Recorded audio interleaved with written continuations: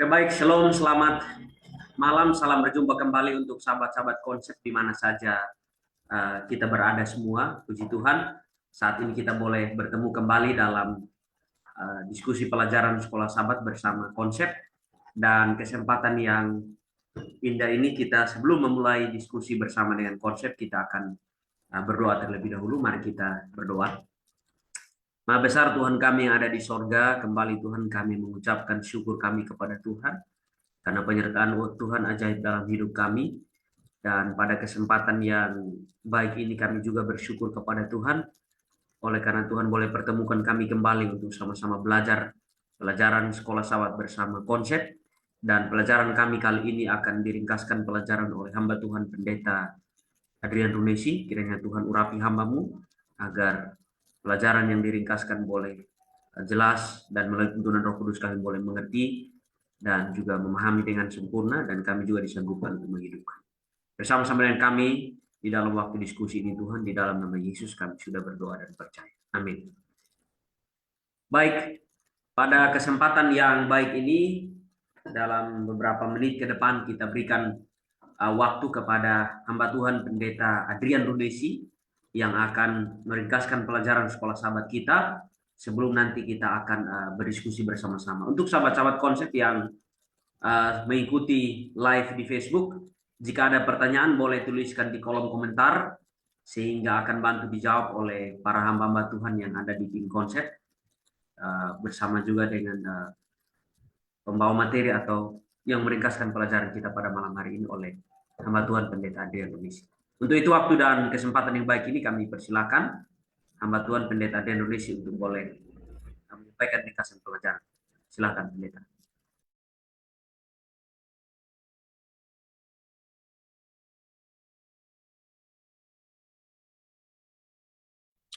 Baik, selamat berjumpa kembali dengan kami, Cohen Service People, acara diskusi sekolah sahabat. Dan pada saat ini saya akan membawakan pelajaran kita, pelajaran yang ke-12 dari pelajaran sekolah sahabat kita, Misi Allah, Misi Saya. Dan pelajaran kita pada saat ini adalah Esther dan Mordekai. Ayat inti atau ayat hafalan pelajaran sekolah sahabat kita dari Yesaya 49 ayat 6. Tetapi aku akan membuat engkau menjadi terang bagi bangsa-bangsa, supaya keselamatan yang daripada aku sampai ke ujung bumi. Baik, di dalam pelajaran sekolah sahabat kita ini dilatar belakangi oleh cerita tentang Esther dan Mordekai ketika pada saat itu mereka di dalam penawanan. Nah, Israel kita tahu pada awalnya ditawan oleh bangsa Babel, ya, dan kemudian setelah itu ditawan oleh bangsa Persia. Dan tentunya ini mengakibatkan mereka sulit atau mereka sulit untuk mengerti budaya apa yang mereka harus hadapi pada saat itu. Dan tentu ini menjadi suatu tantangan atau suatu hambatan yang terjadi dengan mereka pada saat itu. Nah, sama seperti kita juga di dalam kehidupan kita ya, khususnya sebagai orang-orang Advent dalam kehidupan kita. Banyak sekali tantangan yang tentunya kita hadapi pada saat ini, di mana seringkali ya tentunya kita tinggal di negara-negara yang berbeda-beda ya, dan itu membuat seringkali kita mengalami begitu banyak pencobaan yang kita alami khususnya saat ini. Ya. Nah, padahal di satu sisi kita sebagai umat-umat Tuhan, kita diajarkan untuk taat pada pemerintahan, oleh karena pemerintahan di dunia ini adalah apa? Wakil dari tangan Tuhan. Maaf, mungkin slide-nya agak sedikit terganggu ya, oleh karena jaringan di tempat saya. Baik.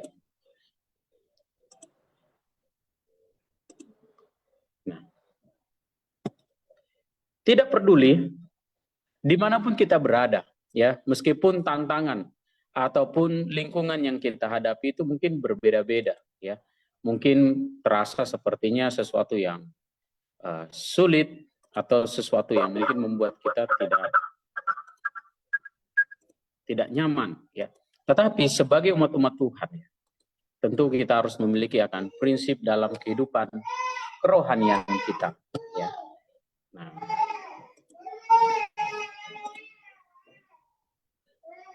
bahaya yang terjadi di dalam kehidupan kita, khususnya saat ini ya. Apa bahaya yang terjadi, yang kita hadapi? Di dalam Yesaya 29 ayat 13 berkata, dan Tuhan telah berfirman, oleh karena bangsa ini datang, mendekat dengan mulutnya dan memuliakan aku dengan bibirnya. Padahal hatinya menjauh daripada aku, dan ibadahnya kepadaku hanyalah pemerintahan manusia yang dihafalkan.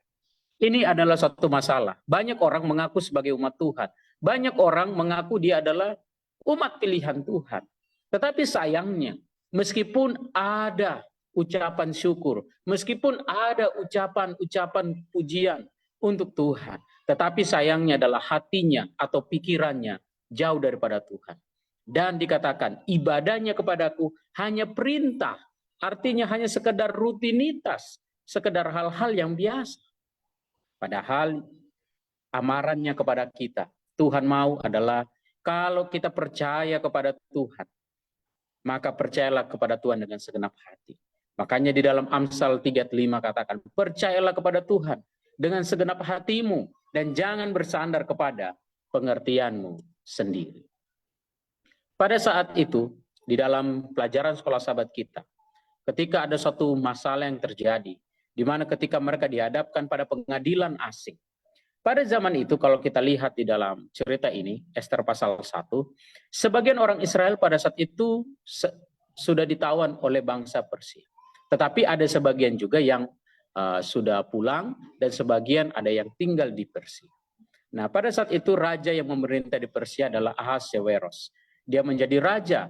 Namun pada saat itu ratu yang mendampinginya adalah Ratu Wasti. Tapi Ratu Wasti ini sudah tidak disenangi lagi. Sehingga akhirnya dia harus memilih ratu yang baru. Lalu pada saat itu ada seorang Mordekai. Nah, Mordekai ini adalah seorang penjaga daripada pintu yang ada di Persia. Nah, Mordekai ini dia tinggal dengan seorang ponakannya atau anak angkatnya bernama Ester. Dan tentunya dalam kehidupan mereka ya pada saat itu pasti mereka sudah terpengaruh dengan budaya-budaya yang ada pada saat itu.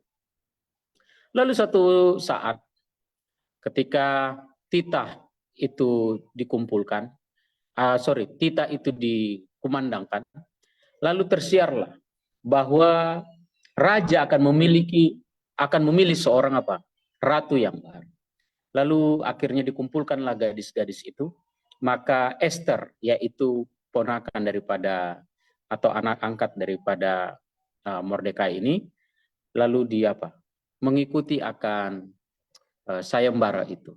Akhirnya Ester pun dia dipilih menjadi menjadi seorang ratu pada saat itu. Nah, sebagai orang asing, tentu budaya mereka adalah budaya yang berbeda.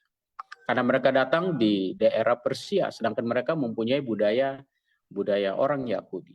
Tetapi mereka memang sangat berhati-hati. Mereka sangat menjaga baik akan kehidupan mereka.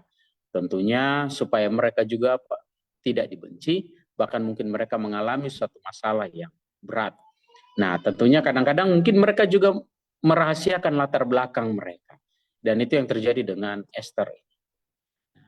Akhirnya Ester pun terpilih menjadi seorang ratu bagi Ahasveros. Tetapi ketika itu sudah terjadi, ya, Ahasveros ini tidak tahu latar belakang daripada Ester. Tetapi suatu saat terjadilah suatu masalah. Adanya suatu problem atau tantangan yang terjadi. Nah, disinilah bagaimana kesaksian tentang kesetiaan daripada Mordekai. Mereka hidup di tanah asing. Cepat atau lambat, mungkin Mordekai, mungkin Ester, suatu saat mereka akan menghadapi masalah. Masalah mereka yang mereka hadapi adalah bahwa ternyata mereka ini adalah orang-orang Yahudi.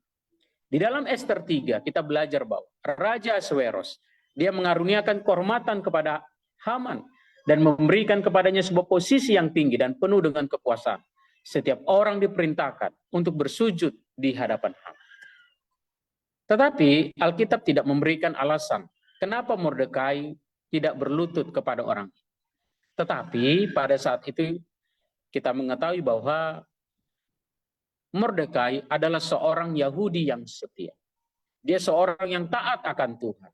Dan dia sadar bahwa hanya Tuhan yang patut disembah. Nah, pada saat itu Haman ini adalah seorang keturunan dari Agag, orang Amalek. Tentunya ini adalah suatu hal yang bertentangan.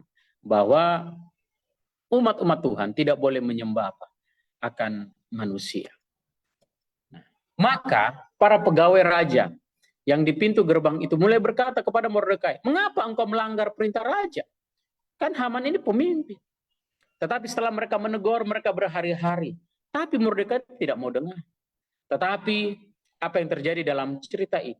Ya, bahwa ternyata orang-orang mulai merasa risih, orang-orang mungkin mulai merasa aneh dengan si Mordekai. Lalu dengan respon ini, maka tentu saja Mordekai mulai berpikir, saya mempunyai kesempatan untuk menjelaskan bagaimana saya ini adalah umat Tuhan. Meskipun dia terhimpit pada saat itu, tapi menjadi pelajaran daripada Mordekai ini adalah bahwa dia menggunakan kesempatan ini untuk menyatakan latar belakangnya, untuk menyatakan bahwa dia adalah seorang Yahudi, seorang pengikut akan Tuhan. Di dalam tulisan hamba Tuhan Nyonya White, Advent Review and Herald, ya, and Sabat Herald, dikatakan, dari Daniel dan kawan-kawannya Mordekai, sebuah sinar terang bersinar di antara kegelapan moral dari istana kerajaan Babel. Sama seperti Daniel dulu, lalu Mordekai tiba di zaman Persia. Mereka ingin menunjukkan bahwa mereka memiliki terang, yaitu terang moral dalam kehidupan kita. Mereka, yaitu terang yang selalu takut. Nah, tetapi pada saat itu apa yang terjadi dengan Ahasuerus?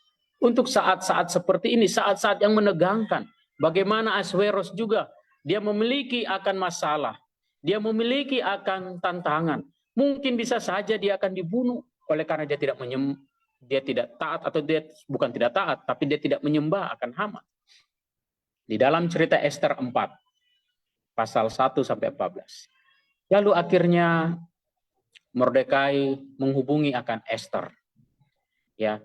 Pada saat itu sebagai informasi bahwa meskipun Ester ini adalah ratu atau istri daripada Ahasuerus, mereka sudah menikah, tetapi biasanya raja dan ratu itu tidak asal-asalan untuk bertemu. Tetapi harus ada suatu perjanjian, ya, atau suatu janji sehingga mereka bisa bertemu, atau mungkin raja yang mengundangnya secara langsung.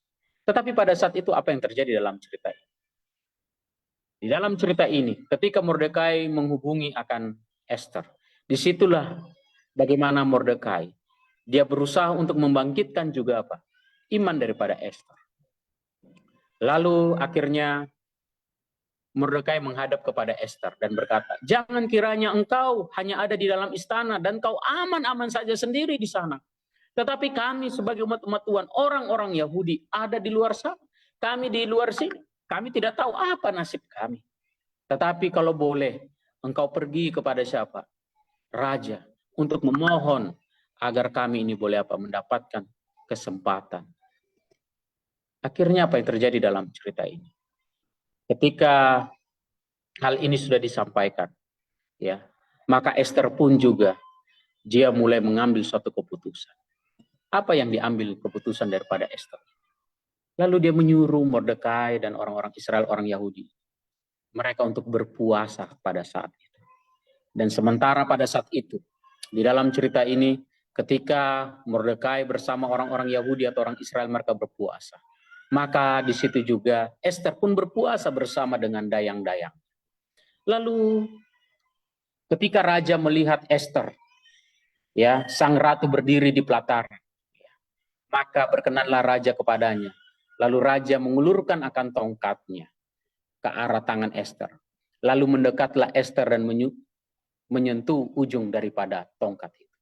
Akhirnya Ester pun bertemu dengan siapa? Dengan raja. Apa pelajaran daripada untuk saat yang seperti ini? Ester, dia berdoa dan berpuasa. Dan bukan hanya dia, tapi dia mengajak juga kepada umat-umat yang ada pada saat itu untuk juga bergumul. Mereka berdoa, berpuasa.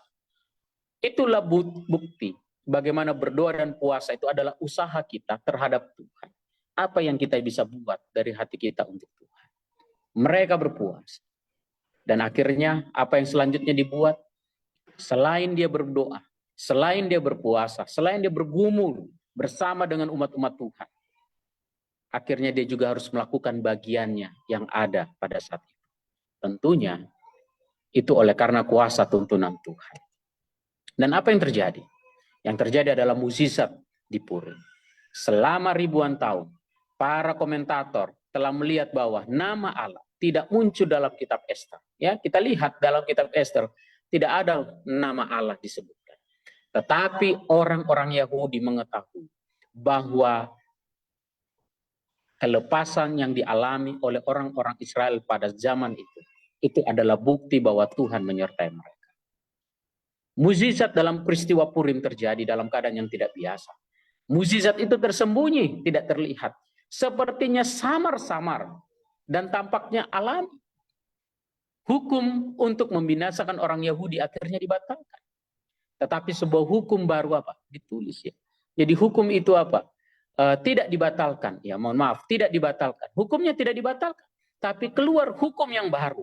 Di mana hukum yang baru adalah mengizinkan bangsa Yahudi untuk mempertahankan diri mereka sendiri. Ini sama seperti ketika kita sebagai umat-umat Tuhan. Kadang-kadang mungkin ada anak-anak kita itu bersekolah di satu sekolah yang 6 hari sekolah. Lalu meminta izin. Mungkin hari untuk sekolah itu tidak berubah jadi 5 hari. Tetapi tetap 6 hari. Tetapi ada suatu keputusan yang baru.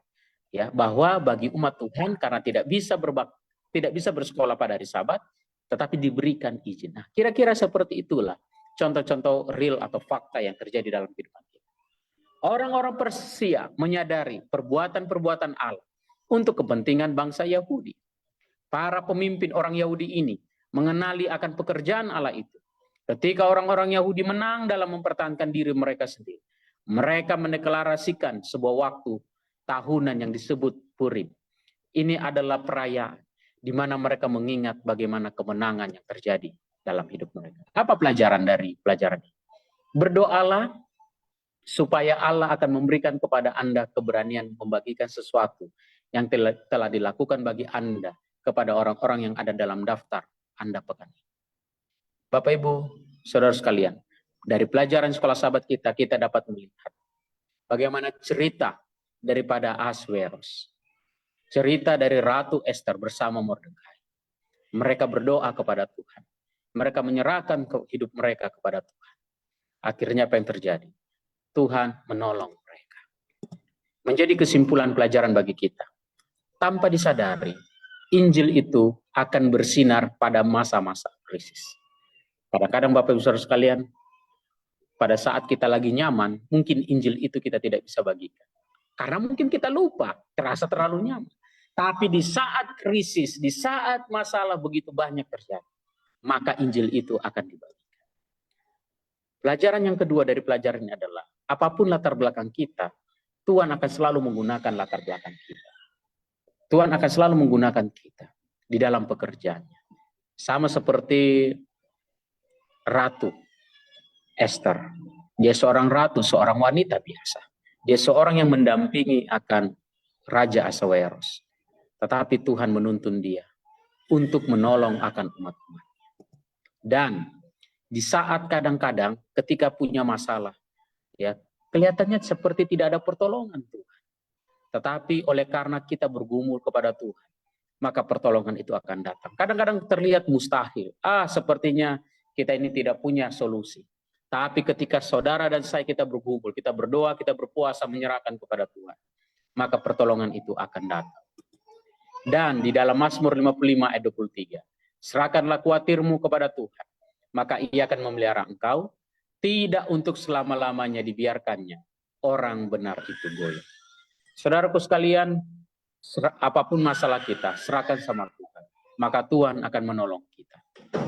Meskipun banyak problem yang kita alami, tetapi yakinlah Tuhan tidak akan membiarkan kita selama-lamanya di dalam setiap masalah itu. Tapi Tuhan akan selalu menolong kita.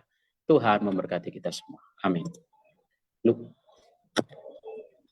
Baik, terima kasih untuk hamba Tuhan Pendeta Adrian Runisi yang sudah membawakan ringkasan pelajaran sekolah sahabat kita sepanjang 1 minggu ini dengan judul Ester dan Mordekai. Dan saat ini kita akan bersama-sama berdiskusi. Ada beberapa pertanyaan yang sudah masuk. Pertanyaan pertama yang akan direspon terlebih dahulu oleh pemateri kita, Pendeta Adrian Runesi, dan juga akan direspon oleh founder kita, Pendeta Milton Pardosi. Pertanyaannya adalah, bagaimana untuk melihat peran Allah dalam pelajaran ini? Ya, secara khusus tadi sudah disampaikan bahwa dalam pelajaran kita sepanjang minggu ini Allah tidak muncul di sana, dan namanya tidak disebutkan. Dan apakah misi Allah melalui Esther, di mana menyelamatkan bangsanya atau bangsa yang menawan mereka? Jadi ditanggapi terlebih dahulu oleh Pendeta Adrian Runesi dan akan dilanjutkan oleh hamba Tuhan Pendeta Milton Pardosi. Silakan. Baik, jadi cara Tuhan itu sangat unik kalau kita melihat dalam cerita-cerita Alkitab. Jadi sebenarnya yang ditawan dan yang menawan itu juga mendapat kasih karunia Tuhan. Contoh, sama seperti dalam kita lihat cerita ini, sebelum mereka di Persia, mereka tentu ada di Babel. Dan apakah kasih karunia Tuhan juga untuk orang Babel? Ya, buktinya apa? Nebukadnezar, ya. Nebukadnezar mendapatkan juga kasih karunia itu. Nah, di dalam pelajaran kita, khususnya dalam minggu ini, bagaimana peran Tuhan dalam kehidupan orang-orang Israel pada saat itu, tentunya Mordekai bersama Esther dan pengikutnya, dan juga bagaimana dengan Ahasweros dari Persia dan pengikutnya. Nah, sebenarnya Tuhan di sini sedang mendidik orang-orang Israel. Tuhan sedang mengajarkan orang-orang Israel. Tuhan izinkan masalah itu. Mereka ditawan karena mereka jahat. Mereka tidak setia sama Tuhan. Tapi Tuhan membentuk mereka di dalam apa? Penawanan itu. Tetapi ingat, meskipun mereka sedang ditawan pada saat itu, tapi Tuhan tetap apa? Memelihara mereka. Walaupun banyak masalah yang mereka alami dalam penawanan, tapi Tuhan tetap memeliharakan mereka. Buktinya apa?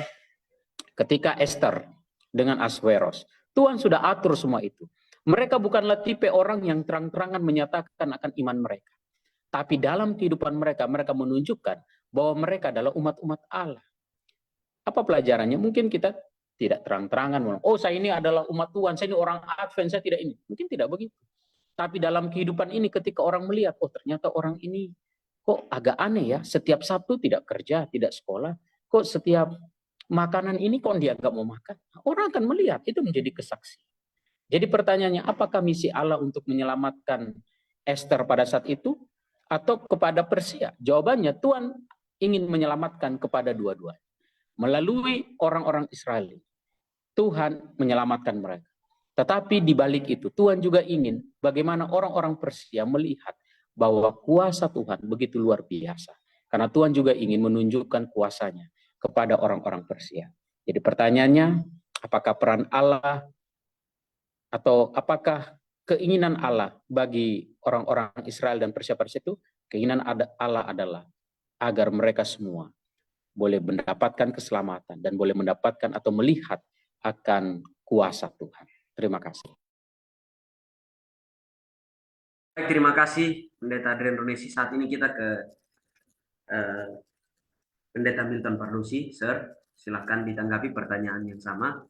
Bagaimana melihat pesan Allah dalam pelajaran ini, dan apakah peran Allah dalam pelajaran ini, dan apakah misi Allah melalui Esther menyelamatkan bangsanya atau bangsa yang menawan mereka? Silakan.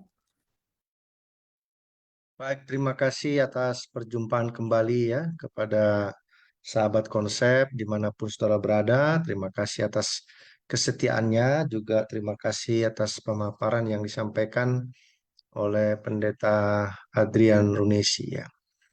Ada dua hal yang perlu kita mengerti tentang cerita pelajaran sekolah sahabat kita ini, khususnya tentang Esther dan Mordekai.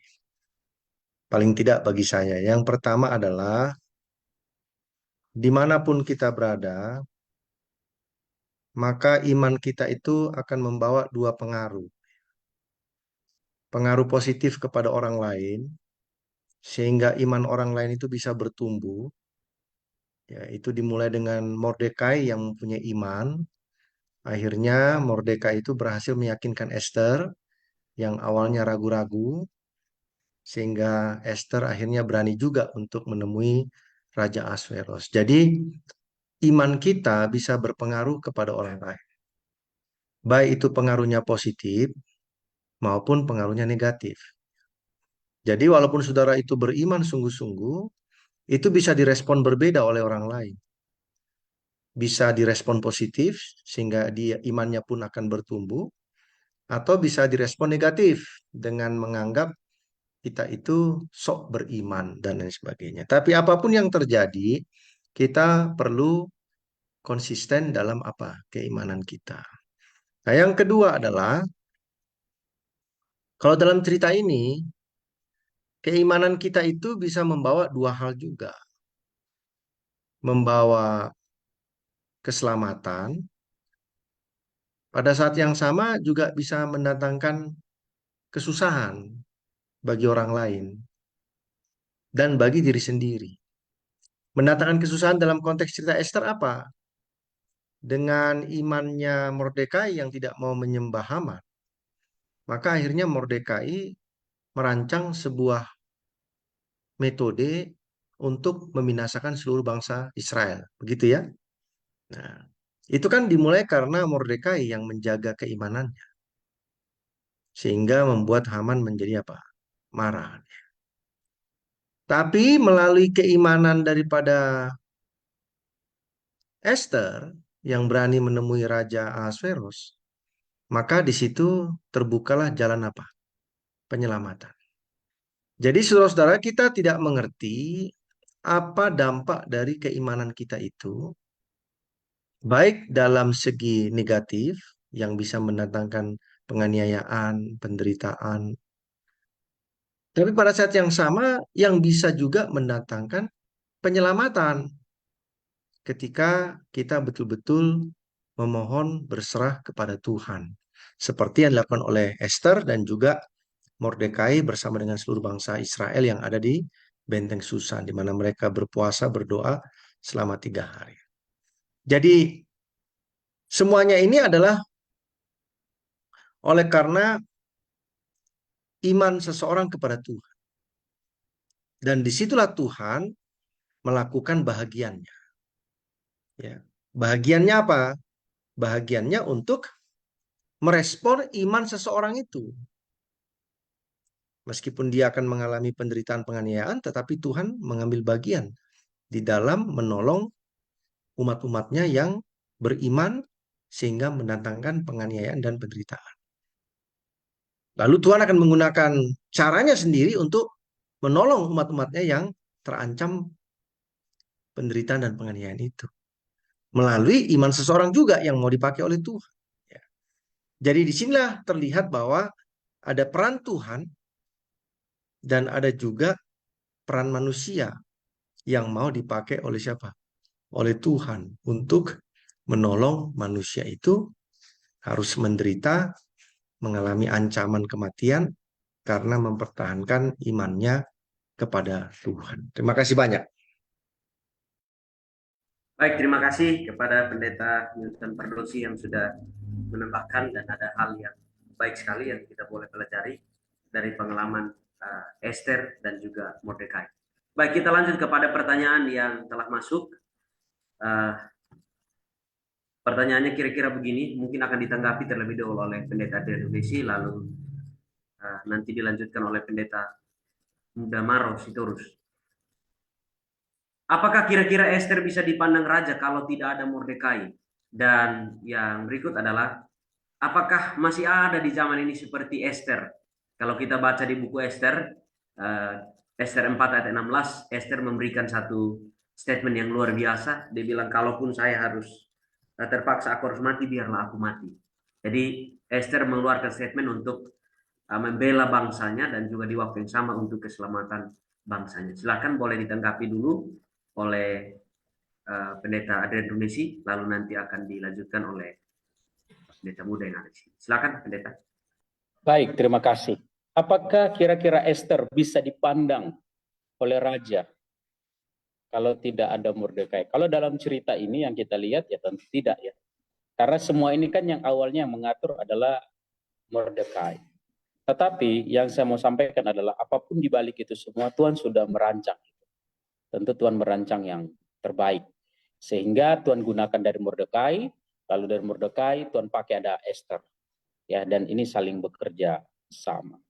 Nah, maka pertanyaannya adalah apakah masih ada di zaman seperti ini atau di zaman saat kita ini orang-orang seperti Esther?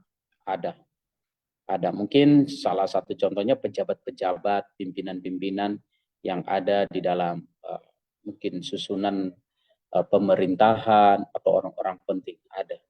Mungkin mereka tidak terlihat seperti seorang yang mungkin dari latar belakang gereja kita. Mungkin kita tidak tahu. Tapi kadang-kadang Tuhan akan tunjukkan ya dalam waktu-waktu tertentu orang-orang ini untuk membantu pekerja. Ya, jadi kadang-kadang kita tidak bisa sadari ternyata di dalam kehidupan kita sehari-hari ada orang-orang sama seperti Esther. Ya, orang-orang yang mungkin awalnya mungkin tidak terlihat, tapi akhirnya kita mengetahui bahwa dia adalah seorang yang memang Tuhan pakai dalam posisi yang strategis, khususnya berbicara dalam negara, struktur negara ataupun pemerintahan. Itu mungkin yang bisa saya tanggapi. Terima kasih. Baik, terima kasih Pendeta Adedonesi untuk tanggapan jawabannya. Dan saat ini kita ke Pendeta Muda Jimmy Huta Barat untuk boleh menanggapi terlebih dahulu sebelum nanti kita ke Pendeta Parlus. Baik, terima kasih. Jadi memang kalau kita lihat kisah Esther ini, tentu kita tidak bisa melupakan keberadaan daripada Mordekai ya. Sehingga dalam judul pelajaran kita ini, Esther dan Mordekai diikutkan juga di sana. Artinya mereka berdua sebagai orangnya ya, atau pelakunya, atau sebagai aktornya. Itulah sebabnya dia tidak berdiri sendiri ya. Ada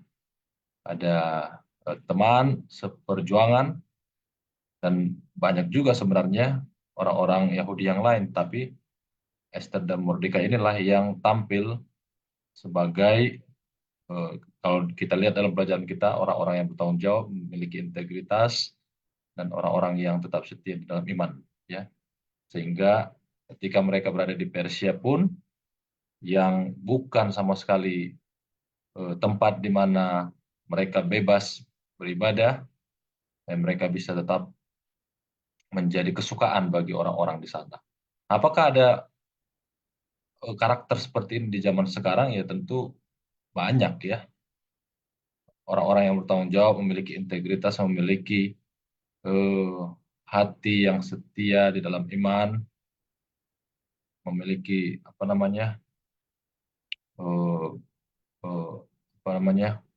orang-orang menjadi suka ya kepada orang itu oleh karena perawakan, oleh karena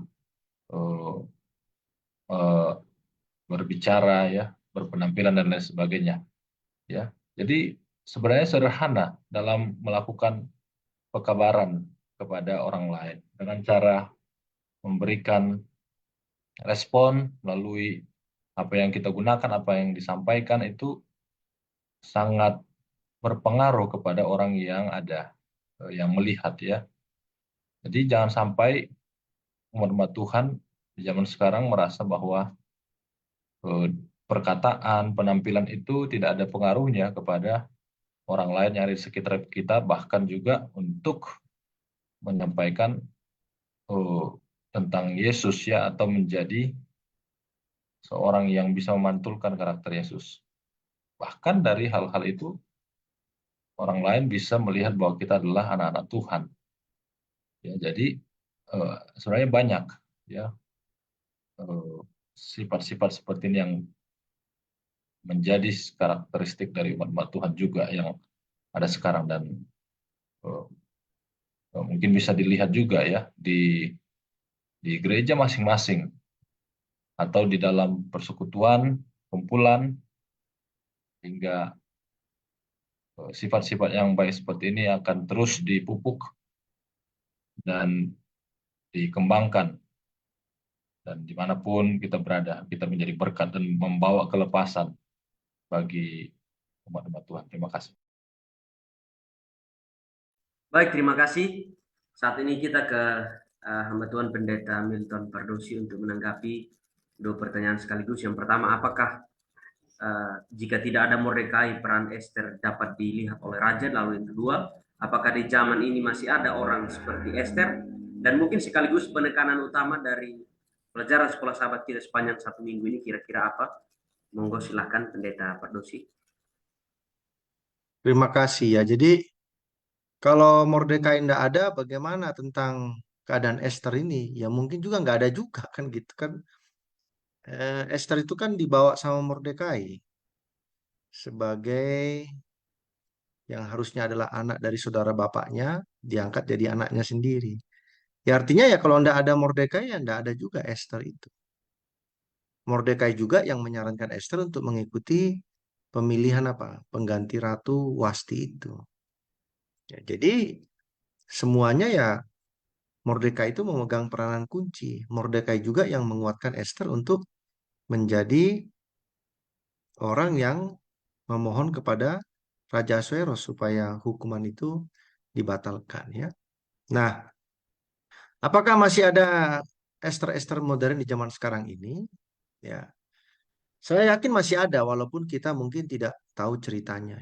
Ada orang-orang yang berani mempertahankan imannya walaupun risikonya adalah kematian demi keselamatan atau kelepasan orang lain dari kesusahan atau kesulitan.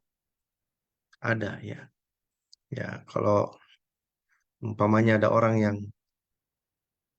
berani menggantikan orang lain yang seharusnya menjalani hukuman, tapi dialah yang eh, menjalani hukuman itu demi orang lain. Nah, tapi kalau secara bangsa yang besar ya, maka mungkin kita tidak melihat ceritanya sekarang atau belum membaca ya. Tapi pasti ada untuk kelompok-kelompok kecil tertentu orang-orang yang berani apa untuk membela bangsanya demi apa? Kebaikan orang lain ya. Baik itu dalam konteks keimanan maupun dalam konteks umpamanya tentang buruh ya. Ya. Nah, itu kan ada itu tokoh-tokoh buruh yang memprotes kan supaya buruh itu mendapatkan haknya dan sebagainya, tapi tokohnya malah meninggal dunia gitu ya. Ya kan dia memperjuangkan itu untuk kebaikan orang lain walaupun tidak dalam konteks iman, tapi dalam konteks sekular, tapi dia mau berjuang untuk membela apa? Kawah buruh sahabat-sahabatnya ya. Itu siapa itu dulu ada buruh perempuan yang meninggal itu ya. Nah, karena apa?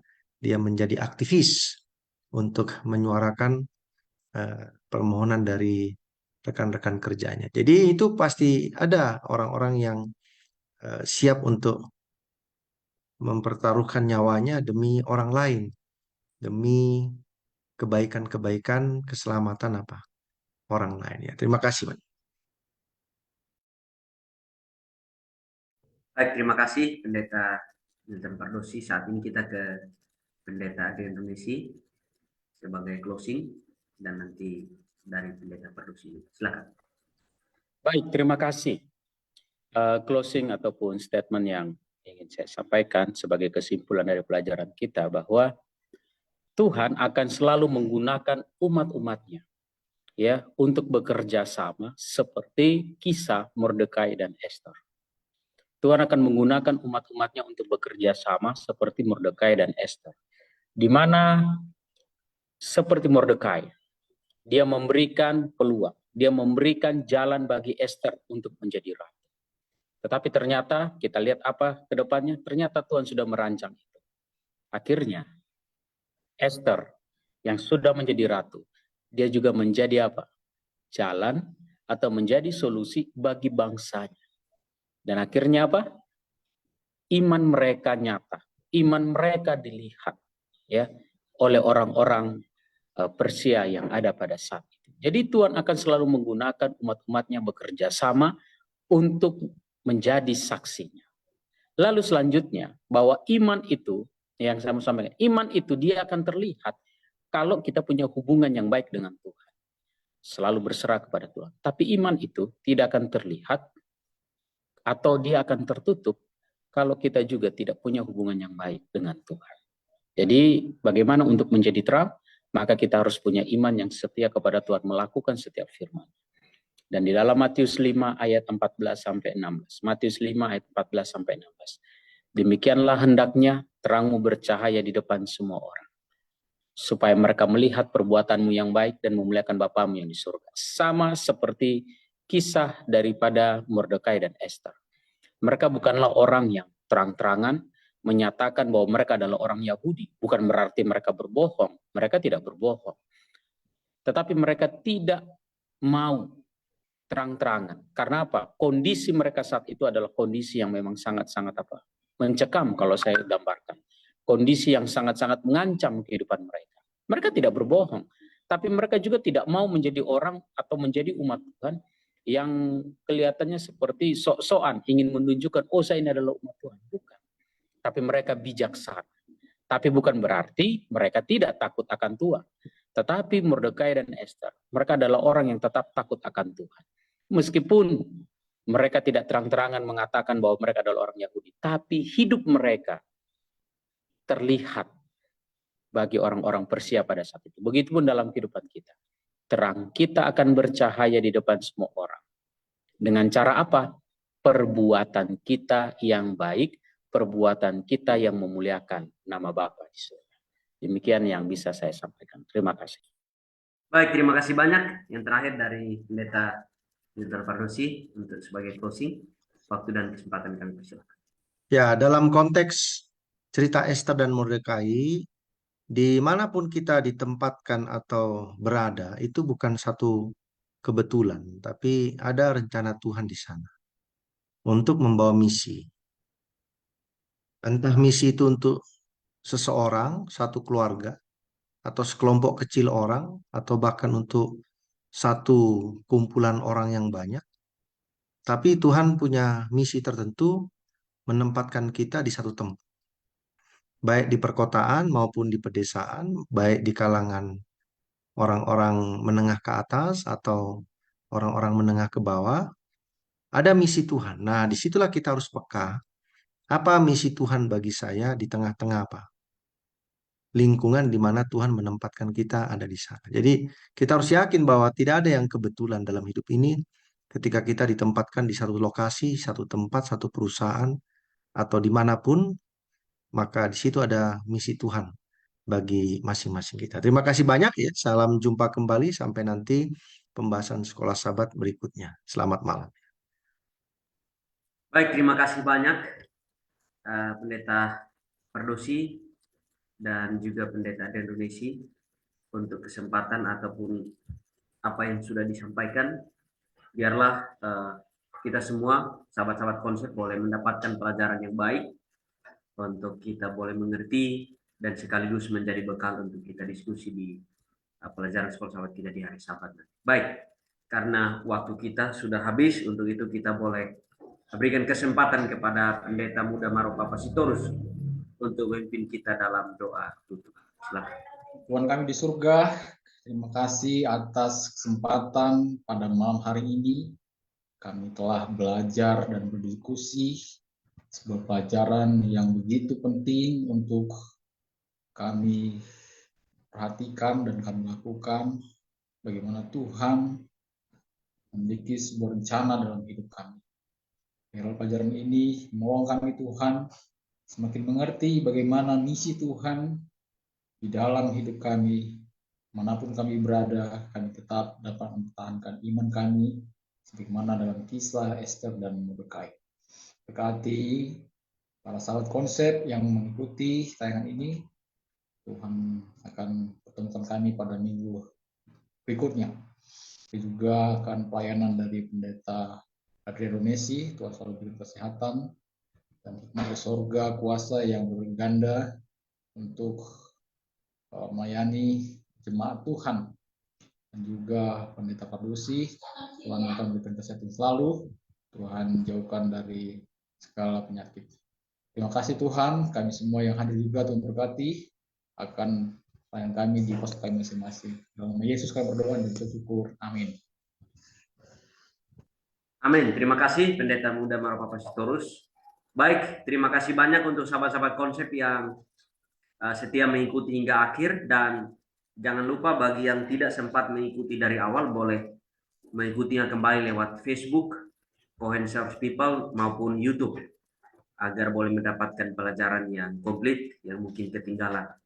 Inilah yang dapat kami sampaikan malam hari ini. Kiranya Tuhan memberkati kita semua dan sampai jumpa di kesempatan selanjutnya.